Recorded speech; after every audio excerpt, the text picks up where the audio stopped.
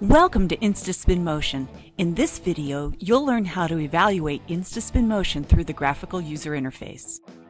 The first step is to identify your motor's parameters. You can do this manually or automatically with a single click of a button. The system will automatically recognize the hardware target. In this case, we're working with the DRV8312 kit. Based on the hardware target, the settings and control timing are automatically populated. When the motor identification process is complete, the identified motor parameters are displayed on the screen. The next step is to identify the system inertia. Inertia represents the mass that is connected to the shaft of a motor that accelerates and decelerates with the motor shaft. Let's take, for example, a washing machine. The drum of the washing machine is considered to be part of the inertia, but any clothes or water inside the drum would not be. We recommend that you do the inertia estimation with the washing machine drum connected but completely empty. You can estimate the system inertia by clicking a single button.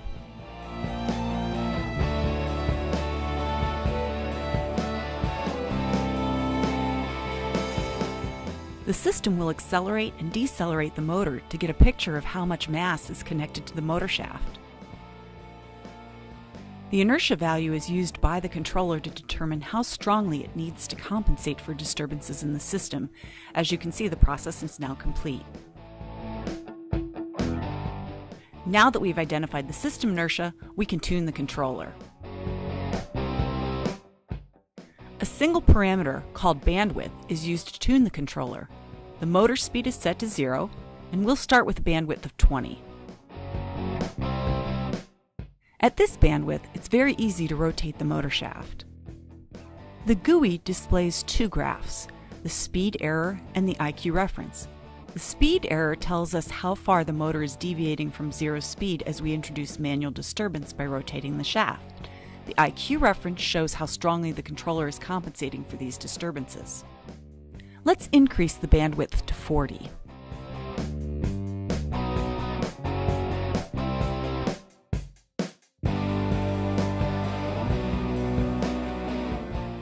At this bandwidth, it's more difficult to rotate the motor shaft. This means that the controller is compensating for disturbances more aggressively. Now let's increase the bandwidth to 60.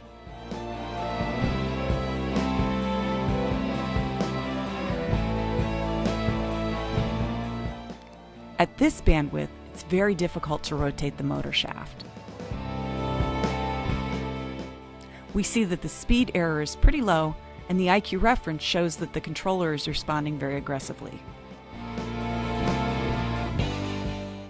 Notice that the speed error has decreased as we've increased the bandwidth. Also notice that the IQ reference has increased as we've increased the bandwidth. This means that as the bandwidth increases, the controller is exerting more effort to hold zero speed.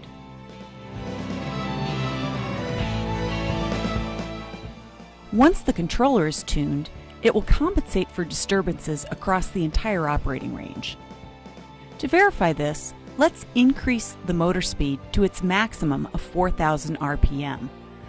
We see that there is no oscillation in the speed error or the IQ reference, indicating that the controller is very stable.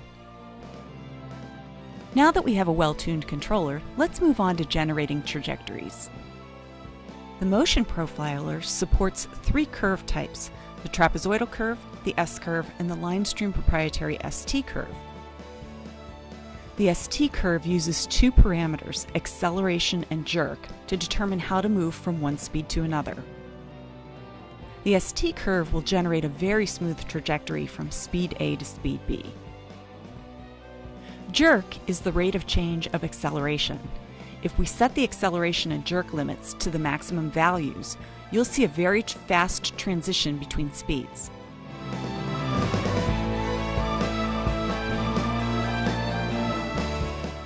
If we minimize the jerk but keep the acceleration the same, you'll see a very smooth transition between speeds.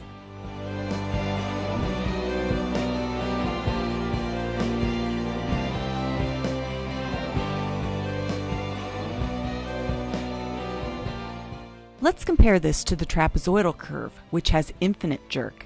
This means that the motor will immediately transition between speeds, but this sharp transition could eventually harm the motor.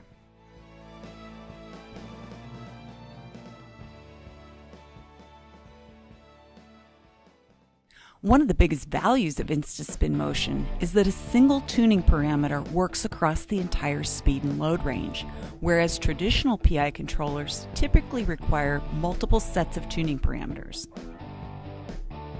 We've seen the performance of the InstaSPIN motion controller. Now let's compare that to the PI controller. The motor is at 0 speed, and the KP and KI gains have been set. If we manually disturb the motor shaft, we see through the speed error that the controller is tuned fairly well for 0 speed. Now we'll increase the speed reference to 4,000 RPM, and we see a fairly smooth trajectory. However, notice that the acceleration is very low. Remember that when we maxed out the acceleration for the InstaSPIN motion controller, we set it to 12,000 RPMs per second. Let's change the acceleration of the PI controller to 1200 RPMs per second. At this acceleration, the motor starts to oscillate, and we can see the oscillation in the speed error. This means that the PI controller requires multiple sets of tuning parameters. With PI control, you'll need to invest more time in identifying all of the variables for your application. You'll need to invest more time in identifying tuning sets for each combination of variables. And you'll need to invest more time in doing validation testing. Bottom line, PI tuning requires a bigger investment. Let's do a quick review. Today we've seen how InstaSPIN motion can simplify your application's motion control design. You can quickly and easily tune your controller and design your motion profiles. InstaSPIN motion saves time. We've seen how the motor parameters are quickly identified, and we've experienced single parameter control tuning. TI's Motorware library, user guide, and labs help you quickly build this motor control expertise into your own application. And let's not forget about performance. InstaSPIN Motion's controller provides tight control across the entire operating range, and the Motion Profiler helps you design the optimal transitions from one speed to another. Now that you've seen this video, you're ready to evaluate InstaSPIN Motion. The graphical user interface is included in the Motorware download file.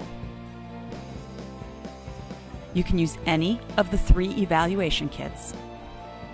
And if you would like additional information, please visit www.ti.com/instaspin or www.linestream.com/ti.aspx.